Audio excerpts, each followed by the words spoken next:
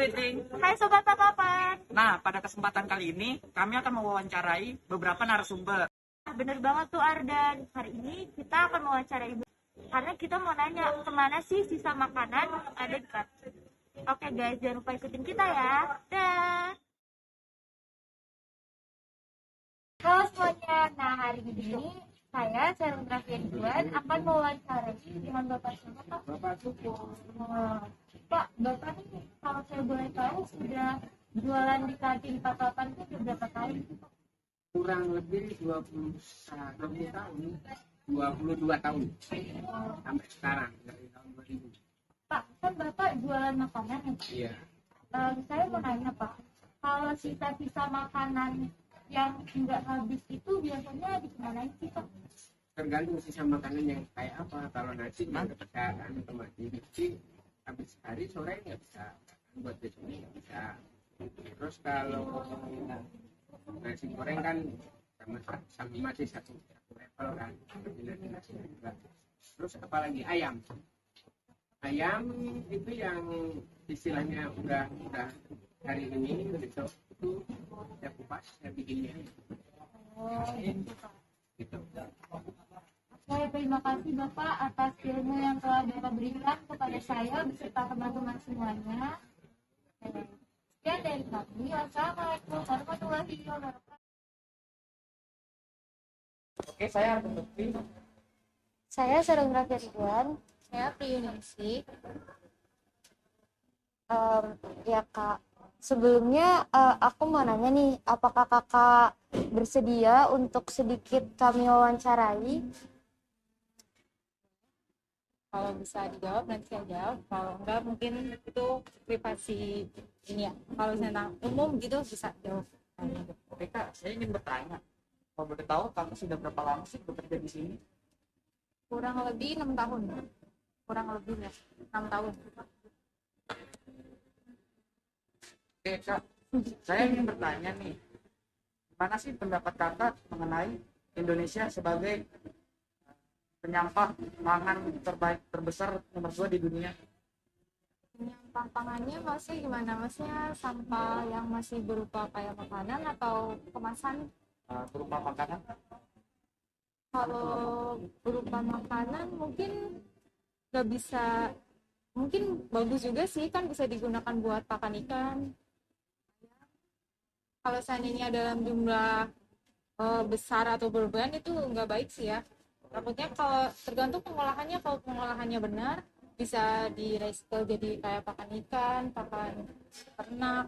Kalau seandainya dia cuma buang sia-sia nanti kan jadinya limbah sungai, ke rumah tangga biasanya, atau apalagi kalau seandainya limbahnya kayak ada yang minyak kan tempat sungai juga.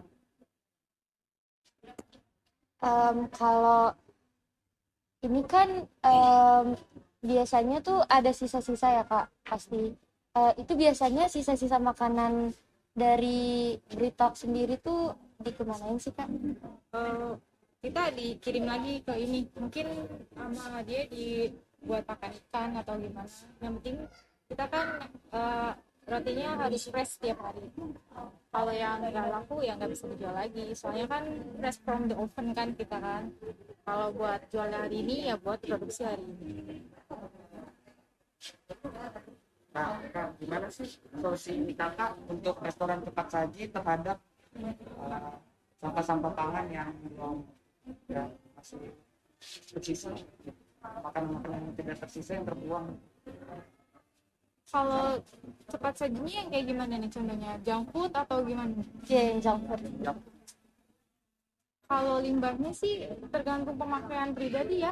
Kalau yang di luar, kalau yang kayak di ini saya belum tahu, maksudnya seperti besarnya kayak apa. Cuma kalau seandainya buat saya pribadi, kalau seandainya kita makan ya sebisa mungkin jangan ada sisanya gitu ya, harus ini semua, harus dihabisin semua, kan sayang juga banyak yang ya.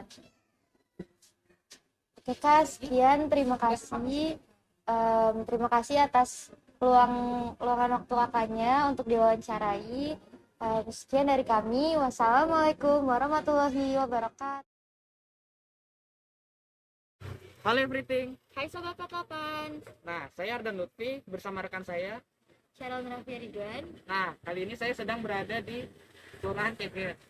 Nah teman-teman, hari ini kita akan mewawancarai beberapa tugas PPSU. Halo semuanya, perkenalkan nama saya Cheryl Raffi Ridwan dari SMA Negeri 48 Jakarta. Hari ini saya ditemani oleh rekan tim saya dan juga dengan Bapak siapa Pak? Bisa Saya tolong? Ahmad Rifai dari PPSU Kelurahan Ceger. Pak, sebelum kita masuk ke acara wawancara kali ini, apakah Bapak bersedia untuk sedikit-sedikit kami wawancarai? Sangat bersedia. Iya Pak, saya mau nanya Pak, bagaimana sih tanggapan Bapak mengenai Indonesia sebagai negara dengan sampah makan pangan terbesar di dunia kedua? Untuk tanggapan saya tentang masyarakat Indonesia yang masih belum terlalu paham tentang pengolahan sampah, ya, satu, pertama sosialisasinya yang kurang, dua, pengertian dari masyarakat yang kurang, dan tiga, dari sisi pemerintahnya juga kurang lebih menekankan tentang pentingnya kita memilah sampah, tentang pengolahan sampah yang lebih bagus lagi ke depannya. Itu aja mungkin. Nah, Pak, selama Bapak bekerja, Bapak sering nggak sih Pak menemukan sampah sisa makanan itu? Bapak sering nggak sih? Selama saya jadi PPSU selama ini 7 tahun, kebetulan saya dari pertama jadi PPSU bergelut dengan sampah, ya. Terutama sampah sisa makanan, sampah plastik dan lain-lainnya, ya. Di Indonesia terutama hampir di setiap wilayah mungkin ya, kita masih membuang sampah secara campur, tidak dipisah, tidak dipilah terlebih dahulu. Dan makanan juga banyak sekali ya yang sampah organik itu nggak dimanfaatin lebih lagi. Padahal bisa dipakai untuk pupuk ya. Ada kalau yang non organik, yang plastik bisa dijadiin seni atau yang lain-lainnya lah, bisa ya. Jadi selama ini umumnya masyarakat Indonesia ngebuang begitu aja tanpa dipilah ya. Itu aja. Pada saat Bapak menemukan sampah pangan itu, Bapak mengolahnya terlebih dahulu atau langsung Bapak buang? Untuk saat ini karena kita belum adanya namanya tempat pengolahan sampah yang khusus di Jakarta, saat ini umumnya kita buang, dan hanya sedikit, mungkin hanya 10% ke bawah yang kita olah lagi untuk pupuk dan lain-lainnya. Apa sih Pak pesan Bapak terhadap masyarakat yang masih sering membuang-buang sampah makanan itu? Marilah kita ibarat kata berhemat ya. Kalau misalkan kita membutuhkan sesuatu, jangan stok yang terlalu banyak gitu ya.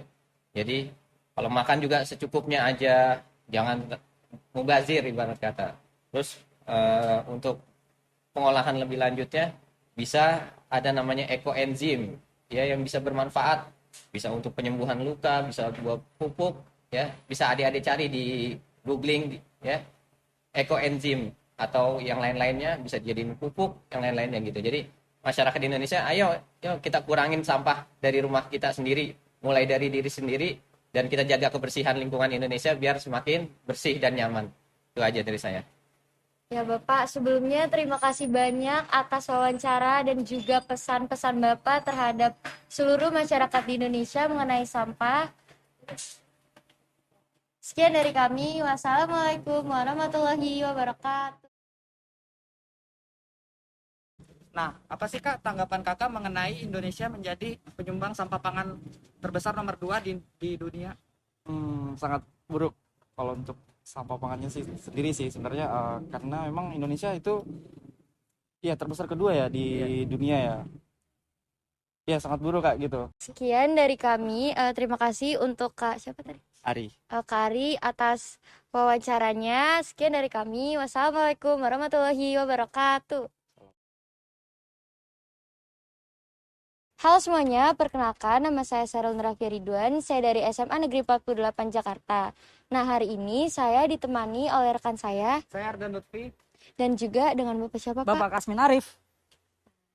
Kalau saya boleh tahu, Bapak ini di Universitas Respati Indonesia tuh sebagai apa ya? Sebagai alumni dan karyawan. Oh ya Pak, sebelum kita lanjut, saya mau nanya nih, apakah saya bersama rekan tim saya boleh mewawancarai Bapak? Boleh banget. Oke. Nah, Pak, saya ingin bertanya, Pak. Apa sih tanggapan Bapak mengenai Indonesia sebagai negara penyumbang sampah makanan terbesar nomor 2 di dunia? Tanggapan saya ya, saya sangat kecewa dan itu sangat buruk dampaknya untuk iklim kita khususnya. Lalu? Lagi? Ada nggak sih Pak tips atau saran yang dapat Bapak sampaikan kepada masyarakat agar tidak membuang-buang makanan? Oke. Yang pertama, masyarakat sebaiknya tidak boleh berlebihan dalam masak, makan dan lain-lain, secukupnya. Ya mungkin pola hidup, diet, dan sampah sampah makanan jangan sampai dibuang dan dicampur dengan sampah yang lainnya. Kalau bisa sampah makanan sendiri dan sampah plastik sendiri dan sampah basah sendiri dan lain-lain. Sampah makanan itu sebaiknya bisa dijadikan sebagai pupuk nantinya atau dijadikan hal-hal yang lain untuk berguna di tanah kita gitu. Kayak gimana? Cukup. Nah Pak, sebelumnya terima kasih atas wawancaranya. Sekian dari kami. Wassalamualaikum warahmatullahi wabarakatuh. Waalaikumsalam.